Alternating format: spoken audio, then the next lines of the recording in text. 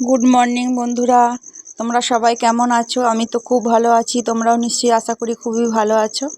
আমি এখানে কি কি রান্না করব সব গুছিয়ে নিয়েছি। এখানে ডাঁটা, কপির ডাঁটা আর পাতা একসঙ্গে বেটে রাখা আছে, আর এখানে পেঁয়াজ, রসুন, আদা বাটা আছে।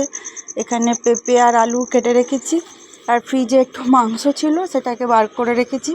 এই কি কি রান্না করব সব গুছিয়ে রেখে দিই।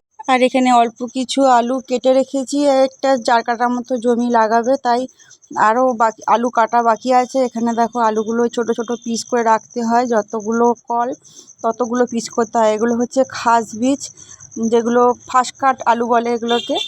এগুলোকে যতগুলো কল থাকবে ততগুলো পিস করা হবে।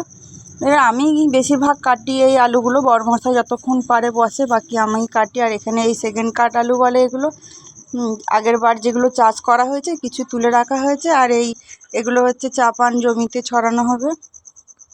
মাঠের থেকে ধান কেটে এনে ছাদে শুকোতে দেওয়া হয়েছে। বড়মশাই একটু ধানগুলোকে খেতে দিচ্ছে। এখন যেহেতু ধান মেশিনে কাটা হয়, যার জন্য ধান ভিজে থাকে, সেগুলো ছাদে ফেলে সেগুলোকে আবার শুকোতে হয়। কেউ নিচে শুকায়, কেউ ছাদে শুকায়। আমাদের ছাদে তুলে দিয়েছে, দিয়ে সেগুলো নেড়ে চেড়ে শুকানো হচ্ছে। এখন নিচে চলে যাব, রান্না বান্না সারতে হবে। যে কপির পাতা যেটা বেটে রেখেছিলাম সেটা একটু কালো জিরে ফোড়ন দিয়ে তেলে নিয়েছি। আর এখানে আমার মাংসটা কষানো হয়ে গেছে, এবার আমি এতে জল দিয়ে দেবো। জমিতে যেহেতু আলু লাগানো হচ্ছে, এখন কিছু আলু শর্ট পড়েছে। বড়মশাই তাড়াতাড়ি করে এসে বলল কিছু আলু কেটে দাও, এখন আলু কাটতে বসবো। টাটা বন্ধুরা।